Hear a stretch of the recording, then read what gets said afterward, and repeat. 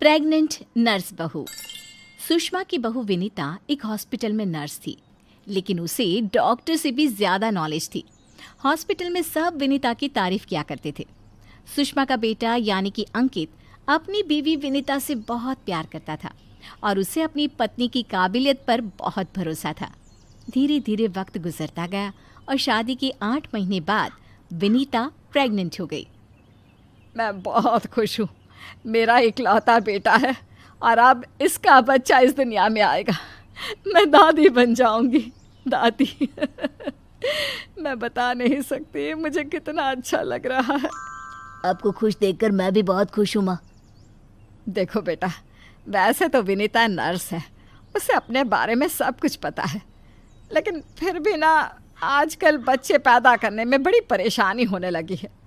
उसे कहना कि वो अपना अच्छे से ख्याल रखे। अरे माँ, आप है ना, आपके रहते हमें चिंता करने की क्या ज़रूरत है।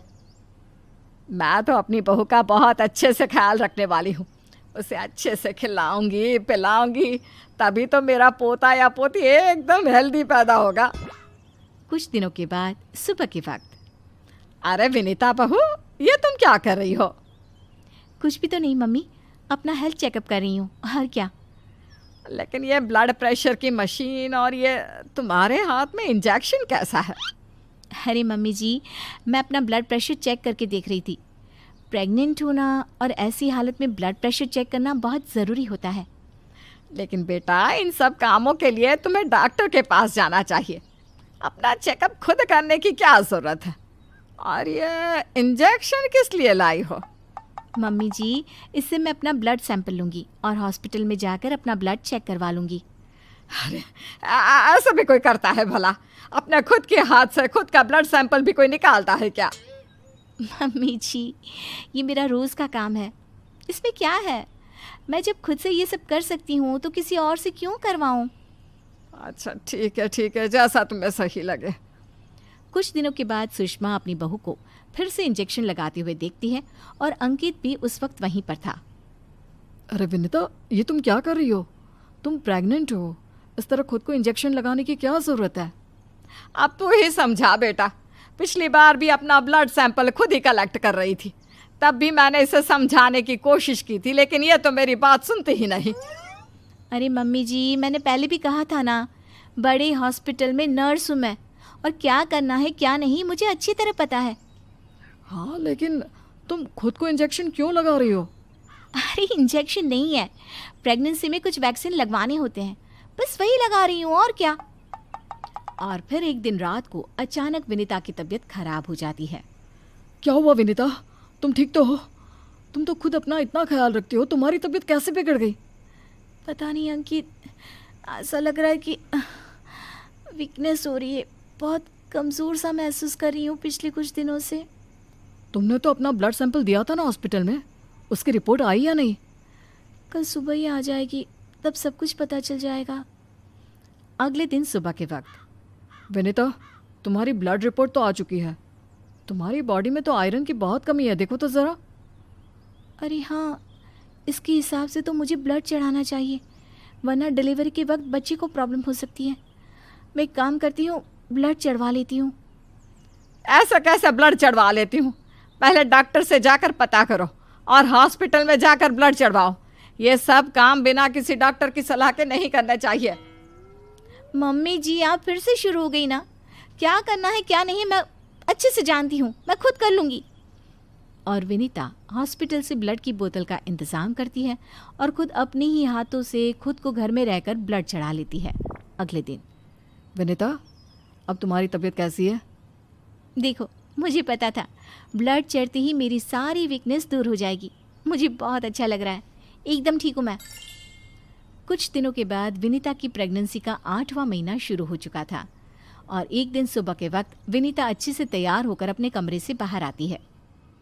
क्या हुआ विनीता, सुबह सुबह कहाँ जा रही हो? बहुत दिन हो गए हॉस्पिटल नहीं गई, सोच रही हूँ आज ड्यूटी पर चली जाती हूँ। डॉक्टर का भी फ़ोन आया था अभी। लेकिन बेटा, अब तुम्हारा 8वां महीना चल रहा है, ऐसी हालत में तुम्हें घर में आराम करना चाहिए और डिलीवरी करवाने तो बिल्कुल भी नहीं जाना चाहिए। लेकिन क्यों मम्मी जी, डिलीवरी करवाने में क्या प्रॉब्लम है? ये तो मेरा जॉब है। और हॉस्पिटल में दिन रात यही तो करवाती थी। आपने कहा कुछ दिन काम पर मत जाओ, इसलिए नहीं गई। हाँ मम्मी, वैसे विनीता ठीक ही तो कह रही है, उसका रोज़ का काम है ना ये। तुम आजकल के बच्चे ना कुछ नहीं समझते। अरे तुम्हें वैसे तो सब पता है, लेकिन शायद ये नहीं पता कि इस हालत में अगर तुम डिलीवरी करवाने आई औरतों को देखोगी तो तुम्हारी सेहत पर बुरा असर पड़ेगा। अरे मम्मी, ऐसा भी कुछ होता है क्या? मम्मी जी, किसी और की डिलीवरी करवाने से मेरे ऊपर कैसे फ़र्क पड़ सकता है? मैं कोई पहली बार थोड़ी ना ये सब करवाने जा रही हूँ। विनीता अपनी सास की एक नहीं सुनती और हॉस्पिटल चली जाती है। वहाँ से वापस आने के बाद, अरे मम्मी जी, आपको मेरी बहुत चिंता हो रही थी ना? ये देखिए, मैं बिल्कुल ठीक ठाक हूँ, अब आपको परेशान होने की ज़रूरत नहीं है। और जानती है, पूरी 5 डिलीवरी करवा कर आई हूँ, वो भी नॉर्मल वाली। देखा मम्मी, मैंने कहा था ना विनीता को नहीं होगा कुछ भी। वो बिल्कुल ठीक है। चलो अच्छा है बहू, मैं भी तो यही चाहती हूँ कि तू एकदम ठीक रहे। और आजकल जिसे देखो उसके ऑपरेशन से बच्चे होते हैं, ये देख देख करना बहुत डर लगता है। चिंता मत कीजिए मम्मी जी, मुझे कुछ नहीं होगा। मैं नर्स हूँ ना, रोज़ हॉस्पिटल में औरतों को सिखाती हूँ कि कैसे अपना ध्यान रखें ताकि नॉर्मल डिलीवरी हो। तभी अचानक हॉस्पिटल से डॉक्टर का कॉल आता है। कॉल पर बात करने के बाद, मम्मी जी, एक इमरजेंसी केस आ गया है, मुझे जाना होगा। अरे लेकिन अभी तो आई हो, कैसी डॉक्टर है तुम्हारी? उसे पता नहीं चलता क्या कि तुम प्रेग्नेंट हो? ऐसी हालत में तुम्हें ना बुलाए। अरे नहीं मम्मी जी, डॉक्टर की भी मजबूरी है। कह रही थी काफ़ी सीरियस केस है और हॉस्पिटल में उन्हें किसी दूसरी नर्स पर इतना भरोसा नहीं जितना मुझ पर है। मुझे लगता है कि तुम्हें मना कर देना चाहिए बहू। कुछ नहीं होगा मुझे मम्मी जी, मैं अभी डिलीवरी करवा के आती हूँ। कुछ देर बाद अंकित के पास हॉस्पिटल से फ़ोन आता है। अरे मम्मी, जल्दी हॉस्पिटल चलिए, वहाँ विनीता की तबीयत खराब हो गई है। हे भगवान, सब ठीक करना, मुझे तो पहले ही डर लग रहा था। अंकित और सुषमा हॉस्पिटल पहुँचते हैं। क्या हुआ विनीता को? वो क्या है ना, विनीता एक नॉर्मल डिलीवरी करवा रही थी। केस बहुत ही सीरियस था और उस लेडी को बहुत ज़्यादा प्रॉब्लम हो रही थी। क्योंकि विनीता खुद प्रेग्नेंट है तो वो अचानक से घबरा गई और उसे लेबर पेन शुरू हो गया। लेकिन अभी तो मेरी बहू का सिर्फ 8वां महीना चल रहा है। देखिए, ऐसा हो जाता है। उस औरत को दर्द में देखकर घबराहट की वजह से विनीता को ये हुआ है। अरे डॉक्टर, लेकिन डरने की कोई बात तो नहीं है ना? नहीं नहीं, ऐसा कुछ नहीं, हमने उसे एडमिट कर लिया है। तभी सब देखते हैं कि विनीता अपने हाथ में एक छोटे से बच्चे को लिए बाहर आती है। अरे विनीता, तुम्हारी तो तबीयत ठीक नहीं थी, तुम्हें दर्द हो रहा था, तुम बाहर क्यों आ गई? अरे दर्द हो रहा था तो क्या हुआ, मैंने वो दवाई ले ली जिससे जल्दी आने वाले लेबर पेन रुक जाते हैं। और वैसे भी डॉक्टर, उस औरत को मेरी ज़रूरत थी, उसकी देखभाल के लिए मुझे ठीक होना ही था। ये देखिए, उसका बच्चा एकदम सही सलामत है।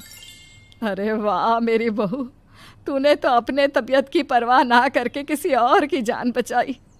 मुझे तुम पर गर्व है विनीता। ऐसे ही थोड़ी ना वो हॉस्पिटल की सबसे अच्छी नर्स बनी है।